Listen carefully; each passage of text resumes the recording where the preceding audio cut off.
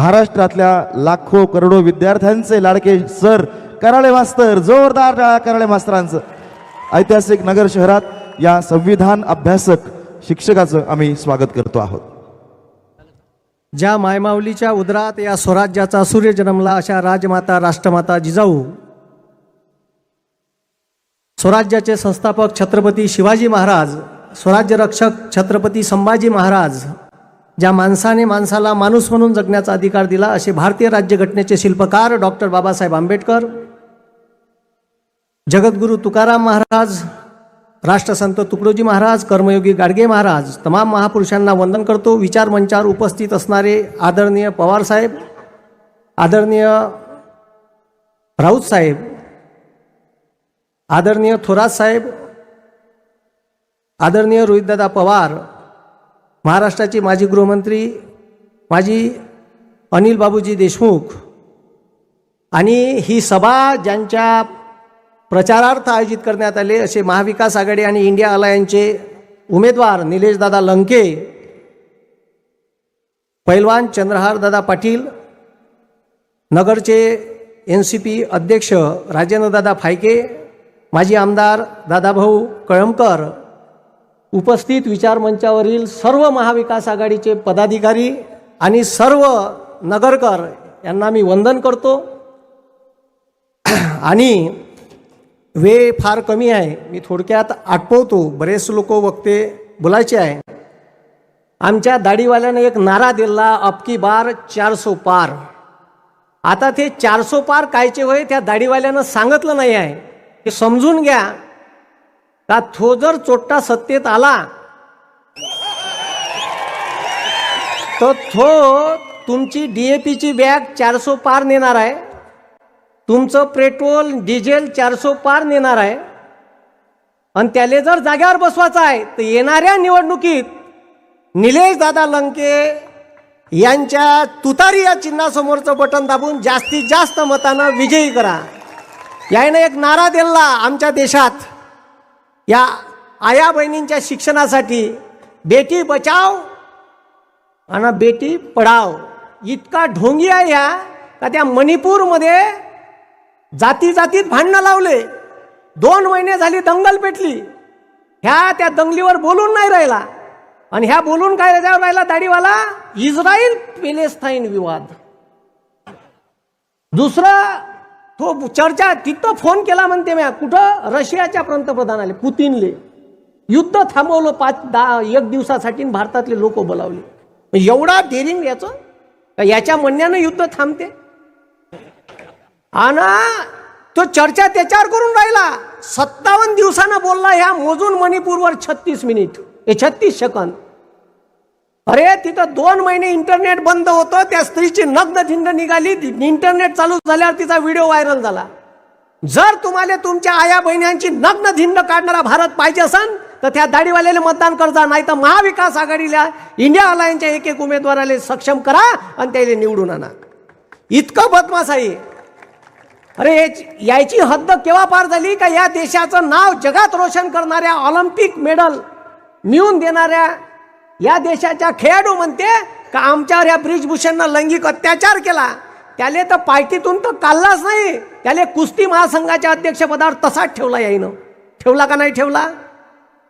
आणि म्हणजे हे देशावर त्यानं आंदोलन केलं 26 जानेवारीला, त्याले पोलीसवाल्यानं वरून आदेश आले, मारलं त्यास. म्हणजे गोल्ड मेडल मिळवून देणाऱ्या लोकायले त्यानं जेव्हा अर्जुन पुरस्कार वापस केला तेव्हा सरकारले जाग आली आणि त्याला पदावरून काढलं. आणि बरं निवडून कोणाला दिलं? त्याच्या सोबत्याला दिलं, कुस्ती महासंघाच्या अध्यक्षपदी. इतके बदमाश आहे. आणि आता त्याच्या पोराले खासदारकीची सीट दिली. अरे शेतकऱ्याची तूर 12,000 गेली तर यानं इजी तोरून अकातल्यासारखी तुरीची दाय बोलावली. त्याला माप नाही, दंड नाही. शेतकऱ्याचा विचार करते का हे पहा तुम्ही. आणि ते तुरीची दाय खपली नाही, तुरीचे भाव 4,000वर आले तर ते कंट्रोलले भोगदाड पडलेली घुबड्यानं टोचलेली दाय साल्यानं कंट्रोलले इकली 32 रुपये किलोनं. इकली का नाही इकली? इकली का नाही इकली? 2021 कास्तकाराचं सोयाबीन गेलं होतं 11-12 हजाराले. डिसेंबर महिन्यापासून सोयाबीन वाढून राहिलं होतं. ऐन ऑगस्ट महिन्यात त्या अमेरिकेतून 12 लाख टन सोयाबीनची DOC ढेप बोलावली. अन त्या सोयाबीनचे भाव पाडले, ऐन तोंडात घास आणणारा शेतकऱ्याचा हिसकावून घेतला यानं. हे शेतकऱ्याचं कैवारी आहे. अरे लुटून खाल्लाय ना देश. 538 रुपये DAP ची बॅग होती, 1350 केली. पेट्रोल डिझेलचे भाव आकाशाला भिडून गेले, खर्च वाढून गेला, फवाऱ्याच्या औषधावर GST लावली. मग तुम्ही विचार करा, हे सरकार शेतकऱ्याच्या हिताचं आहे का? गुजरातचा कांदा निर्यात करायला परवानगी दिली, 2000 मेट्रिक टन पांढरा कांदा. आणि इथं कांदा उत्पादक शेतकरी आहे, महाराष्ट्राचा कांदा निर्यात नाही होणार म्हणते. सांगा. आणि निर्यात आता परवानगी दिली तर त्याच्यावर एवढे निर्बंध लागले का कांदा निर्यातच नाही झाला पाहिजे ना, शेतकरी उभ्यानं मेला पाहिजे. इथं नगरमध्ये आता मी काही गावात फिरलो, 7 तारखेला फिरलो. एक जाधव नावाचा शेतकरी भरला. तो म्हणे मी हार्वेस्टर घेतलं म्हणे. सरकारनं सांगितलं का जवळपास 1.5 का 1.25 करोड रुपयाची मशीन आहे ते ऊसाचा हार्वेस्टरची. त्याच्यावर 40 लाख सबसिडी होती म्हणे. हे विखे पाटील ते मंत्रालयाचे मंत्री आहे असं त्याने मला सांगितलं. तर म्हणे आम्ही ते सबसिडी मिळवण्यासाठी मंत्रालयाच्या एरझऱ्या मारल्या पण सबसिडी नाही दिली म्हणे. काही शेतकरी आहे ना तर 4-4, 5 लाख रुपये त्याला फिरवती दिली म्हणे. म्हणजे घुस चारली तरी त्याची सबसिडी कॅन्सल केली. आणि तू ज्या कोणा लोकांना लिस्ट पाहिजे असन तर मायापाशी 90 शेतकऱ्याची लिस्ट आहे का ज्याला सबसिडी नाकारली या सरकारनं. इतकं बदमाश आहे. म्हणून हे लक्षात ठेवा. आणि मग आता हे सभा घ्यायला येऊन राहिले, त्याला वाटते का आता चित्र पालटते आणि आता का करायचं. याचा पक्ष बोल, मान्य बाळासाहेब ठाकरेचा पक्ष बोलला, सुरत मार्ग गुवाहाटी 50 खोके माजले बोके. त्याच्यानंतर पवार साहेबाचा पक्ष बोलला. आता तुम्हाला सांगतो, येणाऱ्या या 13 तारखेला जे इलेक्शन आहे या निवडणुकीत तुम्हाला जास्तीत जास्त एवढं मतदान करा निलेश लंके साहेबाले. आणि सर्वसामान्याचा नेता, एका शिक्षकाचा पोरगा आहे, 24 तास तुम्हाला उपलब्ध आहे, अशा सर्वसामान्य लोकायले ठीक आहे पवार साहेब उचलते आणि त्याला डायरेक्ट आमदार घेऊन आता खासदारकीची सीट दिली. कोरोनात मी काम पाहिलं, मी व्हिडिओ पाहतो यायचे. असा सर्वसामान्याचा नेता तुम्हाला दिला आहे. भरपूर मतदान करा. आणि जेव्हा 4 तारखेला रिझल्ट राहील ना, सकाळी 7 काउंटिंग सुरू झाली का ज्यानं घड्याळ चोरून नेलं त्याचं घड्याळ 10 वाजून 10 मिनिटांनी बंद पडलं पाहिजे. आणि ते घड्याळ पवार साहेबाच्या चरणी आणून ते अर्पण करण. कारण त्या घड्याळ हिची चाबी एकाच माणसाच्या हातात आहे, ते म्हणजे आदरणीय पवार साहेब. ते घड्याळ दुसरं कोणी चालू नाही करू शकत. आणि यायले पुन्हा सांगून देतो, ठीक आहे, यायले पुन्हा सांगतो का या राजकारणाचा वस्ताद एकच माणूस आहे, आदरणीय पवार साहेब. आणि वस्ताद हा एक डाव राखून ठेवत असतो. आणि तो डाव 4 तारखेचा रिझल्ट लागू द्या, मग तुम्हाला सांगान का तो डाव का आहे.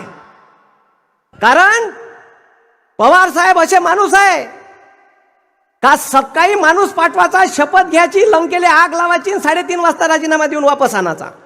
हे एकच माणूस करू शकते.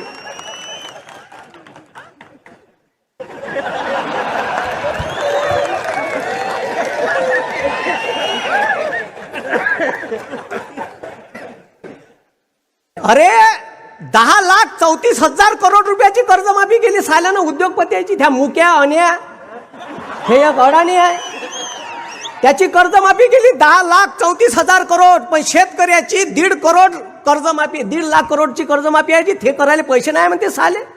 पण भारताचे कृषी मंत्री होते पवार साहेब, तेव्हा भारताचे पंतप्रधान होते 2009 मनमोहन सिंग. त्यांना 72,000 करोड रुपयाची कर्जमाफी केली. या तुमच्या इकडे आता मी फिरून राहिलो, कोणाच्या शेतात द्राक्षाचे द्राक्ष आहे, कोणाच्या शेतात फळबाग आहे. मग त्या डाळिंबाच्या असो, पेरूच्या असो, ठीक आहे, त्याच्यानंतर केशर आंब्याच्या दिसल्या. हे फळबाग लागवड योजना कोण्या माणसाने सुरू केली, ज्याच्यावर सबसिडी दिली का शेतकरी लावा, तुम्हाला पर एकर सबसिडी, ड्रीप इरिगेशनले, सिंचनाले ते स्कीम चालू करणारे माणूस या महाराष्ट्रात शेतकऱ्याचा विचार करणारा एकमेव नेता आहे आदरणीय पवार साहेब. ते आमच्या काळात आमच्या डोळ्यानं पाहिलं म्हणून सांगून राहिलो. हे का सांगते, त्या दिवशी भाषणात बोललं मंगळसूत्र. अबे तुझ्या बायकोच पाहिलं पहिले, तुला कुठं टाकून ठेवली.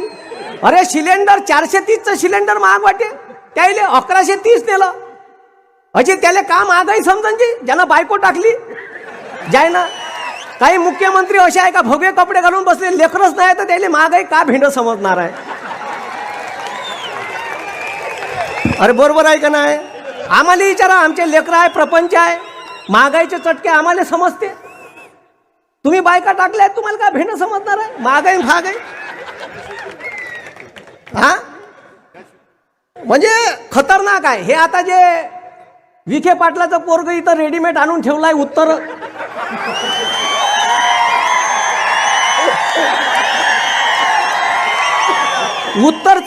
उत्तरचं कॅलेंडर दक्षिणेत आणलं. 2026 ले लोकसभेची डेडलाईन डिलिमिटेशन म्हणजे मतदारसंघ पुनर्रचनाची संपणार आहे आणि भारत सरकार एक कमिशन नेमन आणि मतदारसंघाच्या सगळ्या बॉर्डर चेंज होईल. तेव्हा ह्या का करण, ह्या जर तुम्ही निवडून दिला, हे इथची डेव्हलपमेंट नाही करणार, तो तिथची करण.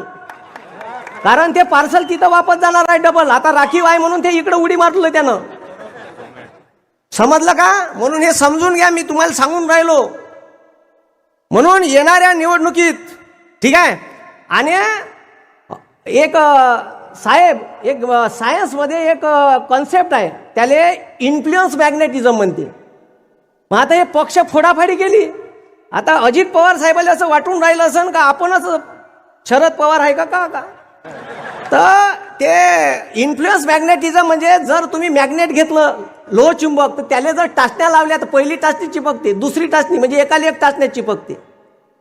तर त्याला असं वाटून राहिलं का पवार साहेबाच्या सानिध्यात आहे का मीच मॅग्नेट झालो का का. तर त्या ज्या टाचण्या चिपकते त्याच्यातला एक भाग ते घड्याळ चोरून नेणारे आहे. म्हणजे तुम्हाला समजून घ्या कन्सेप्ट काय आहे.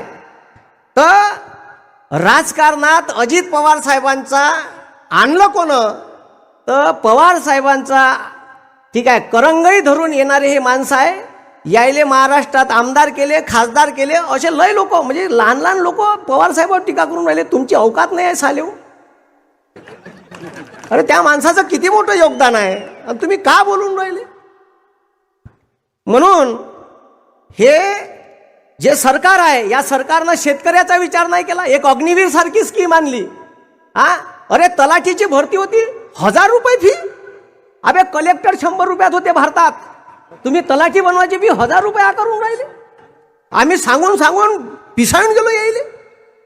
इकडं 75,000ची भरती काढली आणि इकडं महाराष्ट्रातल्या 238 वेगवेगळ्या क्षेत्रातल्या यायनं नोकऱ्या 238 क्लास 2 क्लास 3च्या पोस्ट ठीक आहे कॉन्ट्रॅक्ट भरतीचा GR काढला आणि प्रायव्हेटायझेशन करून टाकल्या. मला समजलं, मी आंदोलन केलं त्या वर्दीत आणि दुकानं टाकले. मोदी चायवाला, बेरोजगार पकोडा सेंटर, त्याच्याच भाषेत त्याला थोपकारात आणली. 8 दिवसात GR साल्यानं मग मागं घेतला. अशा आगुटत नाही. म्हणून माय म्हणणं एवढंच आहे, इंग्लिश बोलणारा खासदार आहे. इंग्लिश बोलतेस ना फक्त का अजून काही सोमर आहे. यायनं दिलं मला इंग्लिश बोलणारा खासदार आहे. मी म्हणलं बरं झालं, पेनार गिनार आहे का नाही तर ठीक आहे म्हणून बोलणाराच आहे का असं विचारलं. तर अना तुम्हाला सांगतो, हे भविष्यात BJPचा प्लॅन आहे का. हे उरली सुरली तिकडे गेलेली शिवसेना आणि तिकडे गेलेली घड्या आहे, हे खतम करायच्या मागं आहे. मोजून 4 सीटा दिल्या 48 पैकी. किती सीटा आणि अशा दिल्या का ज्या निवडून नाही येत. मग तुम्ही विचार करा आता. म्हणून येणाऱ्या निवडणुकीत आपल्याला हे समजून घ्या का आपल्याला इंडिया अलायन्सचा एक उमेदवार वाढवायचा आहे आणि 273चा संसदेचा सरकार स्थापन करण्याचा आकडा आपल्याला जादुई आकडा पार करायचा आहे. आणि तो आकडा पार करायची जबाबदारी तुमची आहे. या 84 वर्षाचा तरुण योद्धा तुमच्यासाठी या देशाचं संविधान वाचलं पाहिजे, या देशातला शेतकरी बेरोजगार युवक वाचला पाहिजे, त्याचं भवितव्य घडलं पाहिजे. म्हणून या वयात रोजच्या 3 सभा मी सोबत आहे. आज पवार साहेबाच्या 3 सभा आज आहे. त्या दिवशी बारामतीची 3री सभा होती. ऊन 43 डिग्री सेल्सिअस. आमच्या वर्धेत इलेक्शन झालं 43 डिग्री सेल्सिअस होतं. 2.5 तास पवार साहेब त्या गाडीवर मिरवणुकीत फिरले. मला कमाल वाटली. त्या फडक्यावर आपल्या टावेलवर थंड पाणी ओतत जाईन, पुसत जाय चेहरा. तुम्ही विचार करा, जर 84 वर्षाचा तरुण योद्धा आपल्यासाठी एवढं करू शकते, आपण फक्त बटन दाबायची आहे की बरोबर. एवढी बटन तुम्ही येणाऱ्या 13 तारखेला दाबा आणि 4 तारखेचा रिझल्ट आपल्या बाजून लाईन. म्हणून येणाऱ्या निवडणुकीत येणाऱ्या निवडणुकीत निलेश लंके साहेब इथून खासदार म्हणून गेले पाहिजे, जनसामान्याचं नेतृत्व गेलं पाहिजे. मला इथे बोलण्यासाठी वेळ दिला त्याच्याबद्दल आयोजकांचे आभार मानतो. आणि सगळ्यांनी हात वर करा, निवडून द्यायचं का? शाबाश. जय हिंद, जय महाराष्ट्र. धन्यवाद.